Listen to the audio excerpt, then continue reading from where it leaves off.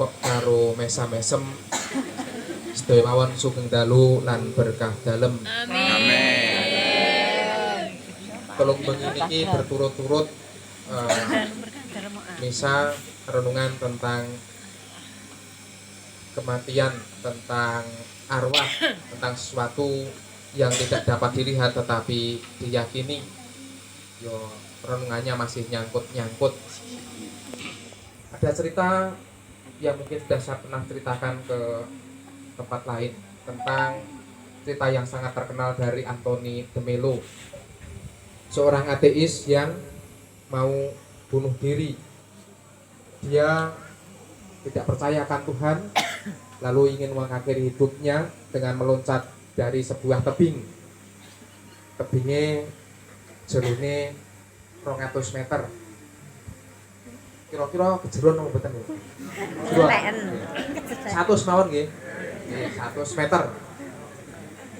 Nah, pokoknya ketika dia waktu itu sudah meloncat, tiba-tiba dia merasa takut. Waduh, piye iki nak? Akhirnya mati, terus selanjutnya bagaimana? Lalu dia mbok tak minta tolong kepada Tuhan, sapa ngerti aku bisa tertolong. Lalu dia berteriak, "Tuhan, tolong saya." Akhirnya ada suara, "Anakku, pegangkanlah tanganmu pada kayu yang ada di tebing itu, maka kamu akan selamat." Akhirnya dengan suara itu dia memang tangannya nyangkut di sebuah batang kayu di bagian tebing itu. Tapi di tengah-tengah, masih 50 meter ke atas, 50 meter ke bawah. Di bawah itu batunya keras, tajam-tajam. Lalu kayunya ini batangnya sudah lapuk. Lalu dia berteriak, "Tuhan, kalau nolong itu jangan setengah-setengah. Ini kalau jatuh ke bawah, apa ya sakit. Mau naik ke atas juga sudah tidak bisa." Lalu suaranya menjawab, "Anakku, jangan takut, jatuhkanlah dirimu ke bawah." Aduh, saya tidak percaya. Kalau saya ditolong, diselamatkan ke atas, baru saya percaya. Lalu karena kayunya itu sudah lapuk, maka akhirnya kayunya patah, dia jatuh terantuk batu. Pertanyaannya, kira-kira mati atau tidak? Ada yang mati, ada yang tidak. Kalau saya nggak cerita. Mati aja ya, biar kodangnya cepat.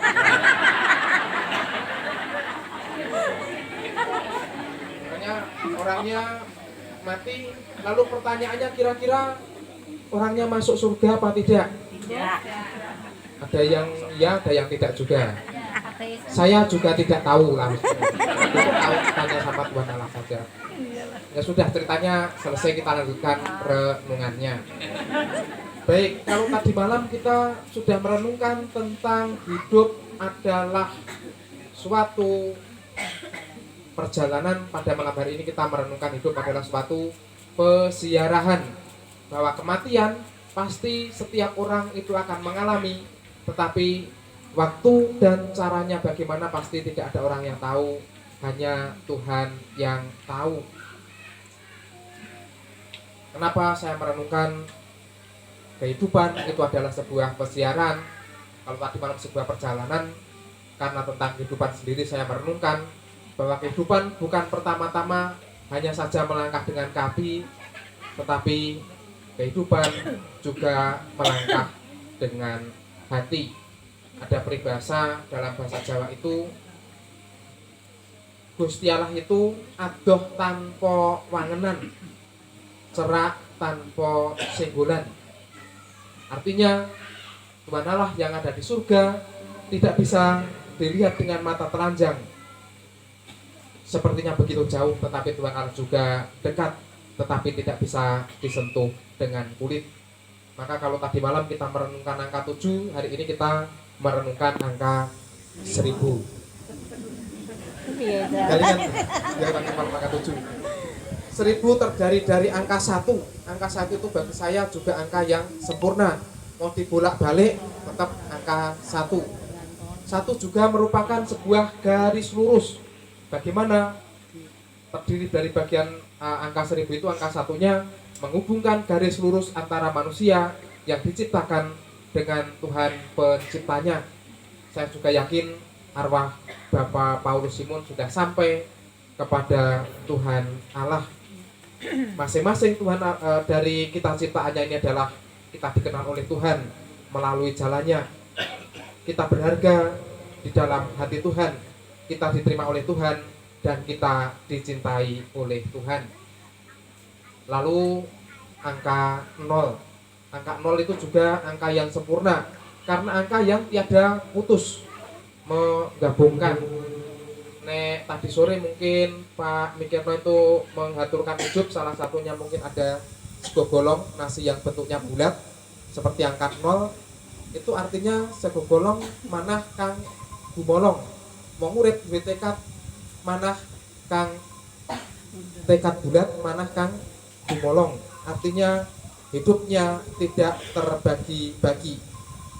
Pesiaran manusia yang akan terus diperjuangkan, pesiaran manusia yang dalam berbagai dinamika, dalam berbagai situasi akan terus dijalani.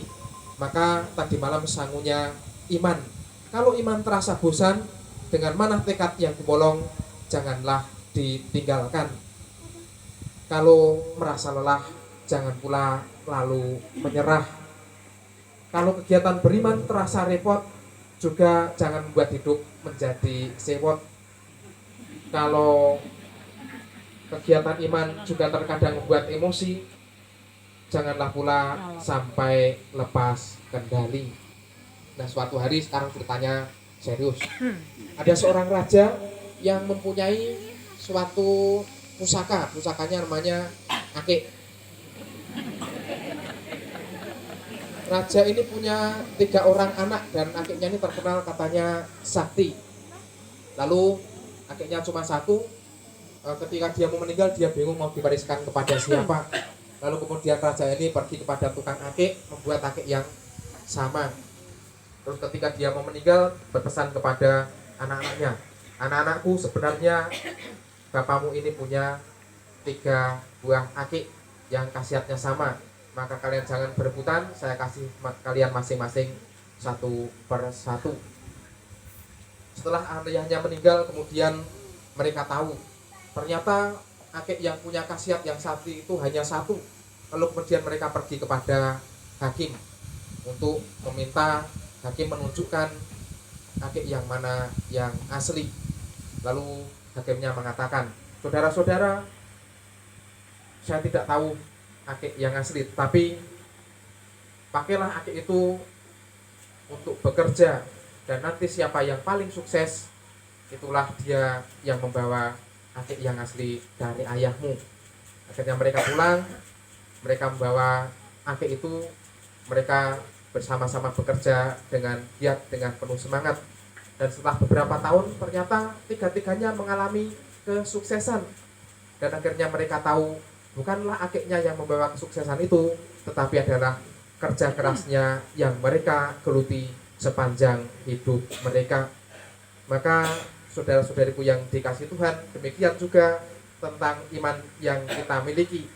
Iman hanya akan semakin berbuah kalau diasah terus menerus. Iman kita akan menjadi berkat kalau disertai pula usaha dan niat-niat yang baik. Iman kita akan terus subur kalau disertai pula dengan perjuangan yang tiada henti.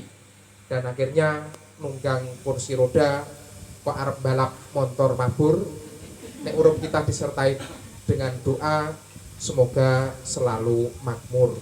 Amin.